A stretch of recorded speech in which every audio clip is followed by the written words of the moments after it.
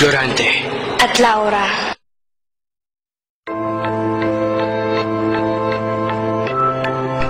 Madilim, masukal, tahimik at mapanganib. Ito ang mga katangian ng isang gubat na mapanglaw at dito rin magsisimula ang kwento ng matamis na pag-iibigan nila Florante at Laura. O Diyos ko! Pakinggan mo ako at ang aking panalangin. Ang Albania tinitirahan ko ay punong-puno na ng kasawian at kataksilan. Conde Adolfo! Ang kasamaan din ang siyang magpapabagsak sa'yo matapos mong nakawan ng trono si Haring Linceo at ang kayamanan ang aking minamahal na ama. Sa kalagandaan ng kanyang paghihirap, ang alaala lamang ni Laura ang napagbibigay ng kaligayahan. Oh my God, Laura! Ang mga alaala niya kay Laura ay biglang naglaho nang biglang pumasok sa isipan niya ang kasunukuyang sitwasyon na kanyang iniinom. Nasa piling na ni Conde Adolfo. Usawing kapalaran sa piling ni Conde Adolfo. Natatanaw ko ang iniirog kong si Laura. Kamatayan! Gawin mo pa sa akin dala at ayoko nang maramdaman pa ang paghihirap na ito. Hindi ko na kaya maramdaman pa ito. Hindi ko na talaga kaya. Kung makita mo kaya ako sa ganitong sitwasyon, mamahalin mo pa rin ba kaya ako? Ah! Conde Adolfo! Patayin mo na ako! Hindi ko na kaya nararamdaman pa ito. Hindi ko na talaga kaya. Sa di kalayuan, may dalawang leon na naghahanap ng pagkain na malapit sa puno kung saan nakagapos si Florante.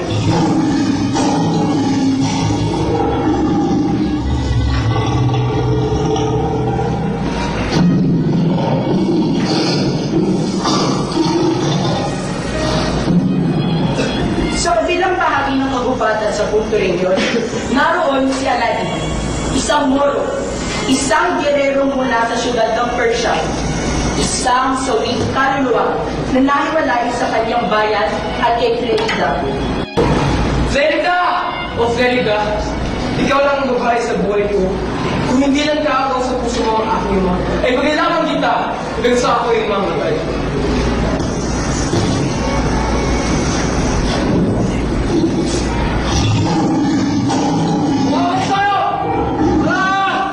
Teka, sigaw kayo ng tao ah.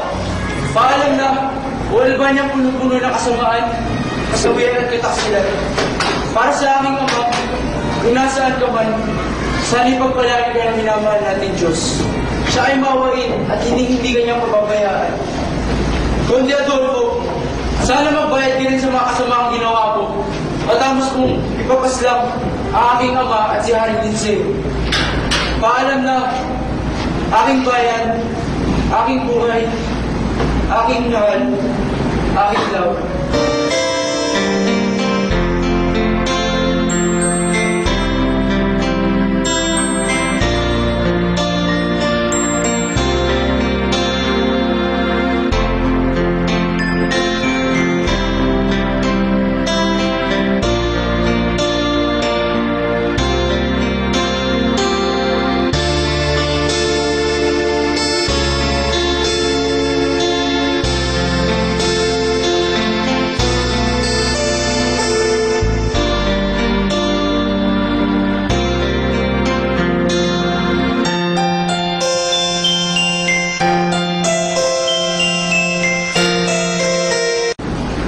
Ako'y nalulubay dahil sa kasamang ginawa ng aking ama. Ngunit ang tao nito nagtatangis dahil sa kamatayan ng kanyang ama.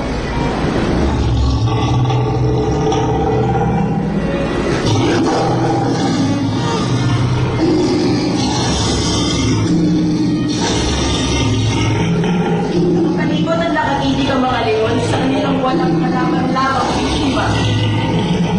Ito na ang aking katapusan. Laura, mamamatay ba ako na walang nakakaalala sa akin? Bakit? Bakit?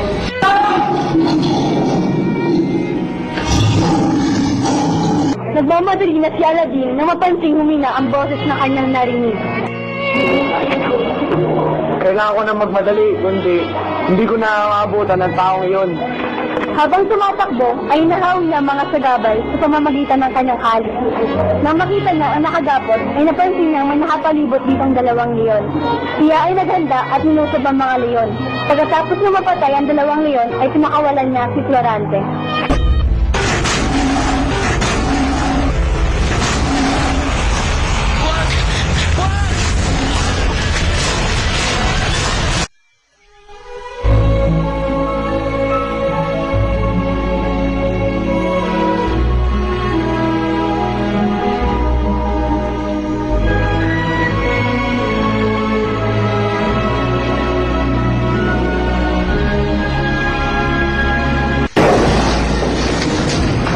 Biglang nagkaroon muli ng malay si Florante.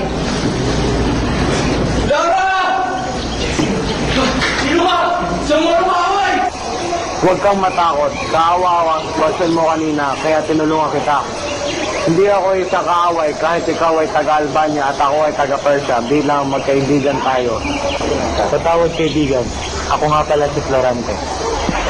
Aladdin, taga-Persia. Salamat sa ginawa mo para sa akin. Wala nga naman, butat hindi na uli ang dating ko. Kung di, nasa tiyan ka na sana ng leon-leon. Magpahinga ka muna. Nagbantay si Aladdin buong gabi upang matiyak ang kaligtasan ni Florante. Kinaumagahan. Oh, gising ka na pala. Ito, prutas.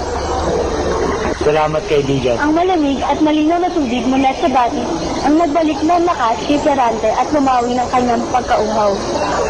Ngayon, babawi mo na ang iyong lakas. Maaari ko ba itanong kung paano ka napadpad sa gubat? Dahil utang ko na sa iyo ang aking buhay. Siguro, nararapat lang na ikwento ko na rin sa iyo ang aking buhay.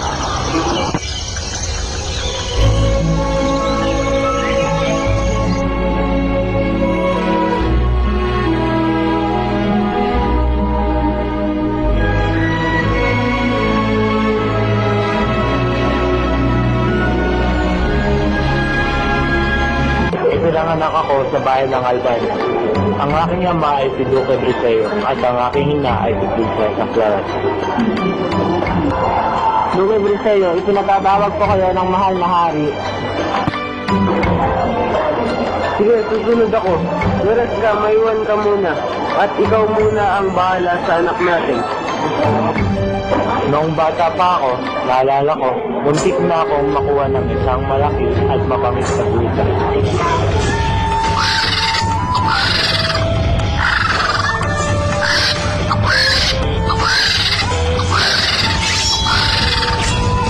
Widre! Salamat sa iyo. Kung hindi sa iyo, wala na sana si Florante ngayon. Naku, wala naman. Basta tapintan mo. Sa aking pagtanda, nakahiligan ko ang pangangaso sa kagubatan ng Albania. Noon, ginamit ko ang aking pana.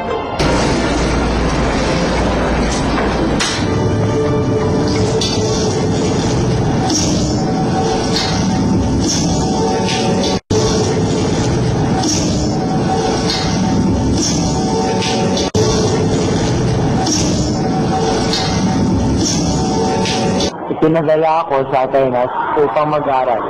Doon, naging guro ko si Antenor.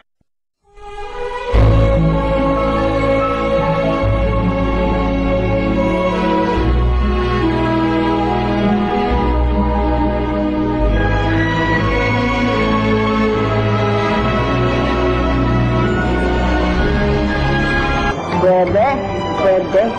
Magaling itong batang ito. Ha? Florante! Antenor, ako yata iyong tinatawag. Oh, May kalat.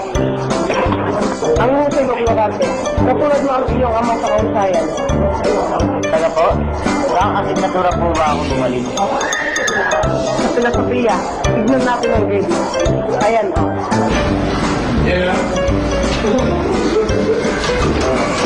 Matematika.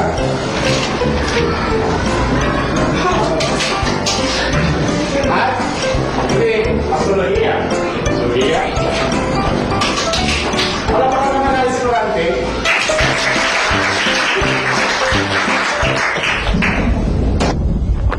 Magpapayag ka, Florante.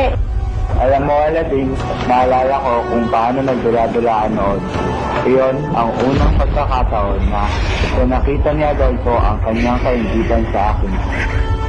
Sa pangyarihan, para sa kaharian, kailangan ko to. Gusto kong maging hari. Sarili kong kapatid, kaya kong patayin. Supata sa akin na ang kaharian. Kapatid, hari ka. Inagaw mong lahat sa akin, Florante. Pagdating mo dito sa Athena, nagmamagaling ka pa. Ako ang hari dito. Ako ang kilala. Katapusan mo na. Florante. Ito na ang katapusan mo.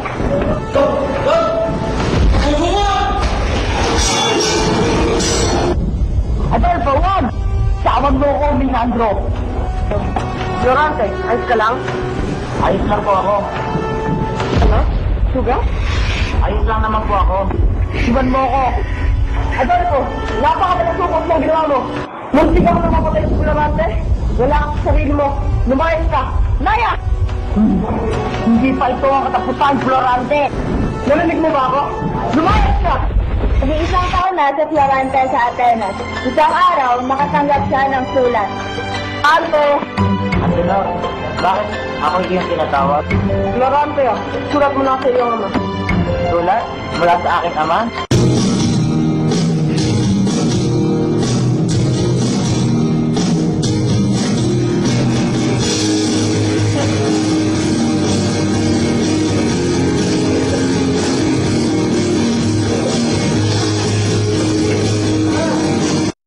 Bubuksan ko na. Pero teka, ano kaya ang laman nito? Siguro, miss na ako ng tatay ko, no? Siguro ang Antenor? Tagal ko na kasi hindi umuwi eh. Siguro may regalo siya sa akin. Kasi noong birthday ko, wala ako roon. Florante, buksan mo na. Wait lang! Sira. Wala, bubuksan mo na. Florante, aking minamahal na anak. Lubos kong ikinalulungkot ibalita ang pagkiyaw ng iyong ina. Nagmamahal ang iyong ama, Duque Briseo. Ina! Bakit? Ba't hindi mo lamang inintay ang aking pagpabalik sa Albania? Ba't mo iniwan kaming mag-ama? Sabi mo walang iwanan. Sabi mo mahal mo kami. Bakit, ina? Bakit?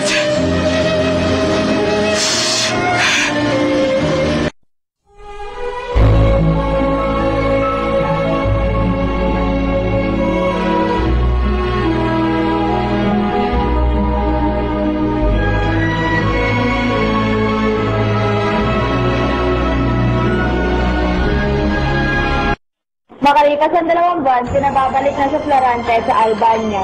Ante! Ang may walang mensahe! Florante!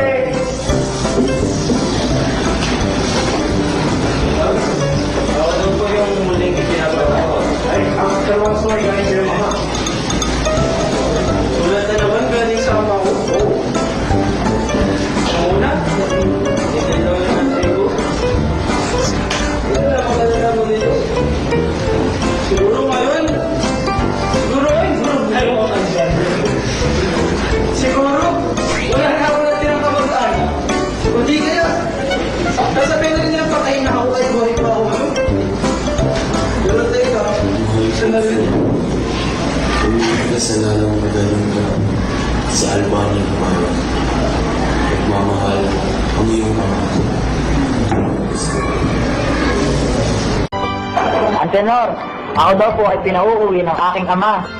Bago ka umuwi, may hiram akong ipapahal sa iyo. Mag-ingat ka, lalo na sa paghigampi ni Adolfo. Sige, opo, salamat Antenor. Pupulutin ko lang po ang mga kalat natin ha. Sino po ba ang janitor ng school natin? Ano? Sige po, paalam po. Minandro, samahan mo nga si Florante sa pagbalik niya sa Albania. Po! Salamat muli Antenor. Let's go! Dumating ng ligtas sila Florante at Menandro.